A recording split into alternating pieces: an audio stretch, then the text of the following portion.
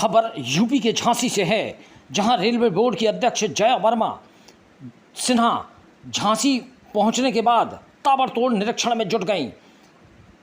Railway board की अध्यक्ष ने एक ट्रेन के जनरल कोच में भी जाकर ट्रेन यात्रियों से बातचीत कर फीडबैक भी लिया। इस दौरान उन्होंने कहा कि जिन ट्रेनों में भीड़ ज़्यादा रहती है उन ट्रेनों में जनरल कोचों की संख्या बढ़ाई जाएगी, जिससे गाड़ी में जनरल लोगों को यात्रा करने में सुविधा हो जाए। ट्रेनों में महिलाओं के साथ एक भी घटना नहीं होनी चाहिए, इस पर काम किया जा रहा है। ट्रेनों में सीसीटीवी कैमरे लगा रहे हैं, सभी की सुरक्षा के लिए जो भी आवश्यक है वह किया जा रहा है। उन्होंने कहा कि लोको महिला पायलट की हर परेशानी का हल किया जाएगा। जहां तक लोको में टॉयलेट लगाने की बात है, उसके लिए वर्क सेक्शन हो चुकी है, सारे लोको में टॉयलेट स्थापित होंगे, साथ ही एसी भी लगाए जाएंगे। इसके अलावा झांसी स्टेशन के पुनर्विकास का काम भी जल्द ही शुरू हो जाएगा। झांसी मंडल के निरीक्षण कार्यक्रम के तहत रेलवे बोर्ड की चेयरमैन ने सबसे पहले नवनिर्मित मंडल नियंत्रण कार्यालय का निरीक्षण किया, जहां पर नए नियंत्रण भवन के साथ साथ नव संस्थापित नियंत्रण कार्यालय एप्लीकेशन बोर्ड का अवलोकन किया। यहां कार्यरत नियंत्रक स्टाफ से फीडबैक प्राप्त कर उनके ज्ञान की परख भी की। चेयरमैन ने अधिकारियों के साथ समीक्षा बैठक की। उन्होंने सभी अधिकारियों के साथ बैठक कर ट्रेन संचालन से संबंधित संरक्षा बिंदुओं पर चर्चा कर निर्देश दिए। मंडल रेल कार्यालय में स्थित गार्डन में अध्यक्ष और महाप्रबंधक उपेंद्र चंद्र जोशी ने पौधारोपण किया। इसके बाद संयुक्त क्रू ड्राइवर गार्ड लॉबी का निरीक्षण किया। उद्योग नगरी एक्सप्रेस के सामान्य कोच में भी रेलवे बोर्ड की चेयरमैन चली गईं और वहां बैठे यात्रियों से बातचीत कर फीडबैक लिया। इसके बाद उन्होंने रिजर्व लाउंज में वीरांगना लक्ष्मीबाई स्टेशन के पुनर्विकास के लेआउट का अवलोकन किया।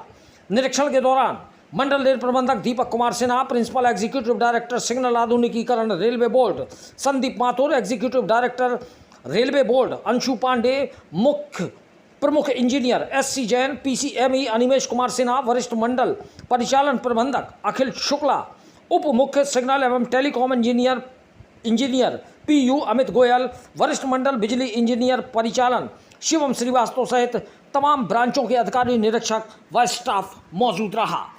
झांसी से दीप न्यूज के लिए दीपक चंदेल की रिपोर्ट। निरीक्षण अभी कर रहे हैं, अभी शुरुआत है निरीक्षण की। और झांसी जैसा आप जानते हैं कि बहुत महत्वपूर्ण स्टेशन है, डिवीज़न है भारतीय रेल के लिए, इसलिए यहाँ पे क्या क्या काम हो रहे हैं इम्प्रूवमेंट के, फैसिलिटी के, स्टेशन रीडेवलपमेंट के और जन सुविधाओं के लिए उन पे ध्यान। मैडम, अभी स्टेशन का पुनर्विकास होना है, उसका क्या अपडेट है? उसका टेंडर अवार्ड हो गया है, काम शुरू होने वाला है।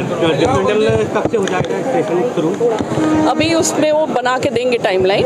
अभी टेंडर जस्ट अवार्ड हुआ है, तो बस अब फिर उसके बाद काम शुरू हो जाएगा। अच्छा मैम, स्टेशन या ट्रेनों में ओवर क्राउडेड ट्रेनें चल रही हैं। जी बिल्कुल जी। तो उसके लिए क्या योजना है वो? हाँ, उसकी योजना ये है कि हमें जितनी भी हम गाड़ियाँ बढ़ा सकते हैं उतनी बढ़ाएं, जितने भी जनरल अनरिजर्व कंपार्टमेंट बढ़ा सकें वो बढ़ाएं। तो हम लोग अभी तो जो गाड़ियाँ चल रही हैं उसमें जितने कोचेज़ ऐड कर सकते हैं वो ऐड कर रहे हैं अनरिजर्व, और कुछ जहाँ पे ज़रूरत है वहाँ पे कुछ बदलाव करके भी जनरल कोचेज़ बढ़ा रहे हैं, जिससे कि गाड़ी में जनरल लोगों को चलने की सुविधा हो जाए। उसके अलावा एक्स्ट्रा ट्रेन जितनी चला सकते हैं जहाँ के लिए ज़्यादा डिमांड है वो कर रहे हैं। अच्छा मैम, एक चीज़ और पूछनी है, क्योंकि गिर नहीं रही है, बढ़ रही है। और नहीं ना, आप देख लीजिए, आप चेक करवा लीजिए, उसमें बराबर लोगों की संख्या है और आप चेक करवाइए उसकी कितनी डिमांड है। मैम, ट्रेनों में महिलाओं के साथ अपराध की घटनाएं लगातार बढ़ रही हैं, क्योंकि आप एक महिला नहीं बढ़ रही है। पहली चीज़ बढ़ नहीं रही है, दूसरी चीज़ एक भी घटना नहीं होनी चाहिए, उसके लिए हम पूरी तरह से तत्पर हैं और कार्यरत हैं। हमारे यहाँ सीसीटीवी लगाने का भी मुहिम है, वो भी चल रहा है काम। आरपीएफ स्ट्रेंथन किया गया है और उनको सीसीटीवी की भी सुविधा दी जा रही है, जिससे कि वो सब जगह निगाह रख सकें और लोगों की सुरक्षा, चाहे महिला हो चाहे कोई भी हो, उनकी सुरक्षा के लिए जो भी आवश्यकता है वो की जाए। मैम, आरसीआर रेल परिसर के आसपास होना चाहिए, लेकिन यहाँ बहुत दूर बनाया गया। दूसरी रही बात, वहाँ पे केवल रेल कोच रखने की परमिशन थी, लेकिन वहाँ पे उन्होंने 6 दुकानें बना दी हैं जो कि रेलवे संपत्ति पर कब्जा है। इसको लेकर क्या? वो मुझे पता नहीं है, उसकी जानकारी नहीं है, उसको रेंट पे भी दे रखा है। उसकी जानकारी नहीं है, मैं पता करती हूँ, मैंने आपके संज्ञान में लाया, इस पे बिल्कुल पता करूँगी, मैं पता कर लेती हूँ, मैं पता करवा लेती हूँ। मैम पिछले साल मैडम रेलवे मंडल ने एक लेटर जारी किया था जिसमें कई संपत्तियां ऐसी हैं रेलवे की जिस पे अवैध कब्जे हैं। ओके। और 57-58 संपत्तियां ऐसी हैं जिस पे कब्जे हैं, लेकिन आज तक उनको हटाया नहीं जा सका। क्या कारण है? क्या देखिए, मैं आपको बताती हूँ, मैं आपको एक जनरल बात बताती हूँ कि अवैध कब्जा कई जगह हो जाता है और उसकी एक कार्रवाई होती है, एक तरीका होता है जिससे कि वो कार्रवाई की जाती है, और वो नोटिस देना उसका पहला कदम होता है। तो मेरे ख्याल से मुझे उसकी डिटेल नहीं है मेरे पास, लेकिन अगर नोटिस दे दी गई है तो मंडल ने पहला कदम उठा लिया है। बाद में स्टेट गवर्नमेंट के साथ और लॉ एंड ऑर्डर एजेंसीज के साथ ये काम किया जाता है, तो होगा। संपत्ति पे एक बाजार लगता है, नगरा हाट के मैदान से नाम से शुमार है, वहाँ पे खुले में, जबकि प्रदेश के मुखिया का आदेश है कि खुले में ना तो मांस काटा जाएगा ना ही बेचा जाएगा।